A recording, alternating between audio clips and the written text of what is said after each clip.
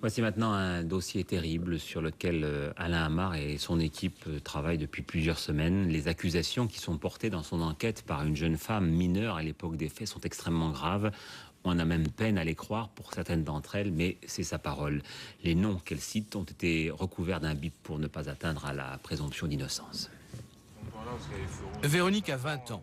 Depuis l'âge de 5 ans, elle a vécu l'enfer. Violée, prostituée par ses parents qu'elle a dénoncés et qui attendent de comparaître devant la cour d'assises, elle est parvenue à échapper à ceux qu'elle désigne comme ses bourreaux. Son histoire n'est pas ordinaire et peut même paraître inventée. Toutefois, s'il est légitime de douter, ce que nous a dit et répété spontanément cette jeune femme a de quoi révolter. En particulier, lorsqu'elle affirme, malgré les menaces qui pèsent, dit-elle, sur elle, avoir fréquenté une secte satanique, les martinistes, avoir subi des tortures et torturé elle-même. On se fait battre, on se fait mettre des objets dans les orifices, on se fait... Il y a des fois des sacrifices d'enfants pour rendre grâce à Satan. Il y a beaucoup de choses comme ça. On tue un animal, on nous verse le sang sur la tête et le reste dans une coupole qu'on met sur l'autel. Et donc en fait, vos parents, comme tous les parents de ces enfants dont vous nous parlez, vendaient leurs enfants. Exactement, puisque ça rapporte un certain pourcentage d'argent, puisqu'un enfant qui a moins de 8 ans vaut 22 000 francs. D'où viennent-ils, ces enfants?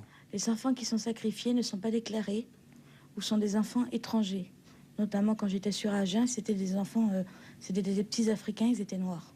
Sur Jalais, j'en ai vu aussi, sur Nanterre aussi, mais c'était des petits blancs, des Français, mais c'est des enfants nés de viol. Des enfants nés de viol? Oui, qui n'avaient pas été déclarés, des accouchements qui ont été faits chez les parents, dans des conditions abominables. Et donc, dans la mesure où ils n'étaient pas déclarés, ils étaient sacrifiés? Voilà. Non seulement vous faisiez partie donc de la secte, mais vous avez participé à ce rituel? Oui. En 94, j'ai dû sacrifier sous la menace d'une arme avec 2 de mes amis à Jalais un enfant. Et on a dû toutes les 3 l'assassiner, quoi. Sous la menace d'une arme, si on ne le faisait pas, on serait fait encore plus. Il l'aurait fait avec plus de violence et il nous aurait fait encore plus mal. Donc, on était obligés de le faire, quoi. Et qui vous menaçait d'une arme? Celui qui dirige la gendarmerie. Et ces cadavres, qu'est-ce qu'ils en font après? Celui qui m'a le plus marqué, puisque c'est celui auquel j'ai participé.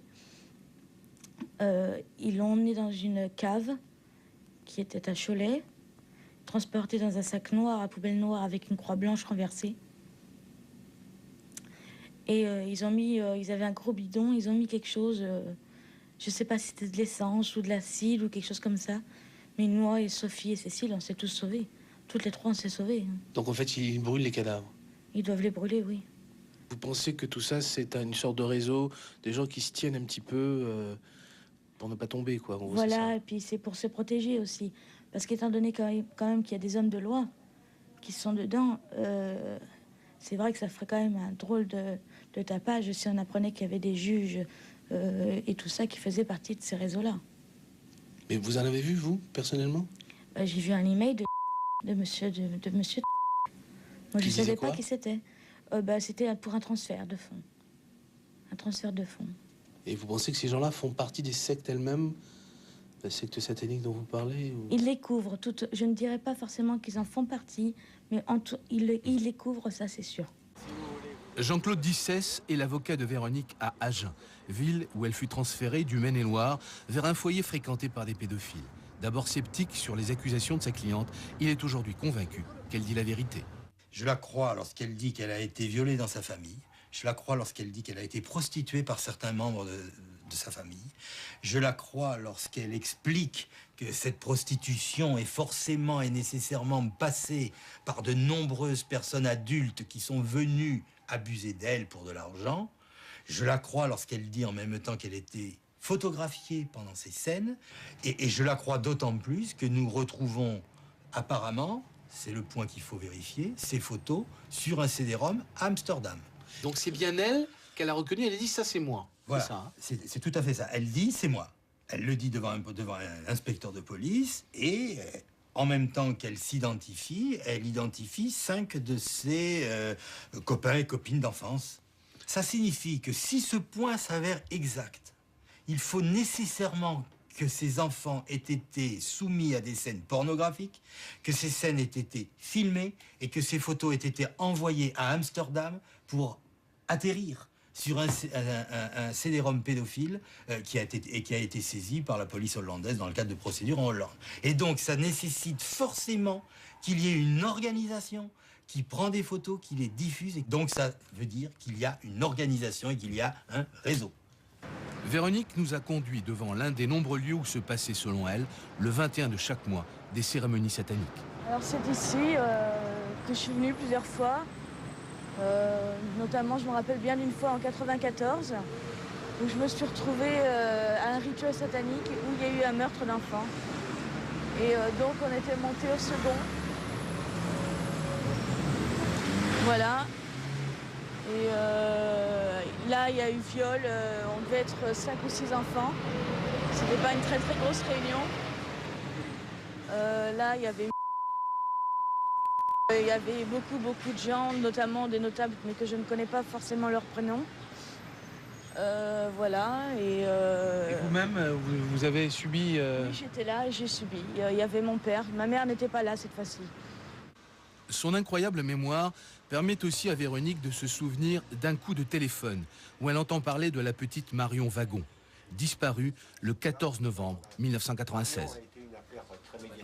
J'étais chez une des pédophiles. Et donc là, le téléphone a sonné, elle s'est mise à hurler. Elle était à l'étage, moi j'étais dans sa chambre en bas. J'ai donc décroché le téléphone qui se trouvait dans sa chambre. Et j'ai entendu un homme que je connais, Walter, qui réclamait plus d'argent, sinon il allait tout dénoncer à la police en disant, il disait lui-même, de toute façon c'est pas moi, j'irai pas en prison, c'est pas moi qui l'ai tué. Moi j'ai fait que de l'héberger sous vos ordres et que 6 jours. Et maintenant je veux l'argent. Et moi j'irai pas en prison. Et là j'ai entendu Jean-Marc qui a dit comme ça, de toute façon là où sont enterrés les Maccabées, ils sont pas prêts de les retrouver. Et vous avouez qu'ils sont enterrés, vous? Je pense qu'ils sont enterrés à Grand-Charlotte dans l'arrière-cour. Le cadavre de Marion serait éventuellement là. Je pense, oui. Des fouilles auraient été effectuées récemment, en vain. Véronique aurait-elle affabulé? En tout cas, sa déclaration laisse incrédule le père de la disparue. Quand on parlait de secte, Oui. vous n'y avez jamais pensé, vous? Bien sûr que si, on a reçu des tas de courriers, des centaines et des centaines de lettres, mais c'est le côté auquel on ne veut pas penser, auquel on se refuse. Maintenant, bon, c'est vrai que les événements aussi de l'époque, pour reparler de l'affaire du trou, bon, nous ont fait... On se dit, bon, ça n'arrive qu'en Belgique, mais en fin de compte, ça peut se passer en France. Mais c'est le côté auquel on ne pense pas, nous. Un ancien commandant de gendarmerie, à l'époque chargé de l'affaire Marion, se souvient du coup de téléphone dont parle Véronique. On n'a pas été capable de savoir d'où venait l'appel, et l'appel arrivait chez un particulier. Nous n'avons pas été capables de remonter l'appel, donc on ne sait pas qui l'a passé. C'est vrai que j'ai entendu dire qu'il y avait une jeune fille qui avait fait des dépositions, mais je ne les connais pas parce que je ne suis plus actuellement dans la gendarmerie. Ce que je veux dire, c'est que je fais confiance à mes anciens collaborateurs pour vérifier toutes les pistes. Comment se fait-il que 5 enfants violés à Angers, on retrouve leurs photos à Amsterdam 10 ans après? Voilà la question. Et cette question-là, vous comprenez bien qu'elle est trop grave pour qu'on puisse s'amuser à ne pas la poser. C'est très dur, ça revient dans les cauchemars toutes les nuits. Chaque seconde, quand un enfant crie ou un enfant pleure. Mais dans la rue, à n'importe quel moment, quand on voit un enfant, on se dit peut-être que maintenant il sera aussi grand que celui-là. Police et justice ont pris les déclarations de Véronique au sérieux et s'attellent à les vérifier, une par une, aussi invraisemblables qu'elles paraissent. De ces vérifications dépend peut-être l'éradication de certains réseaux pédophiles et criminels. Accusation gravissime, donc la gendarmerie et la justice s'emploient maintenant à vérifier.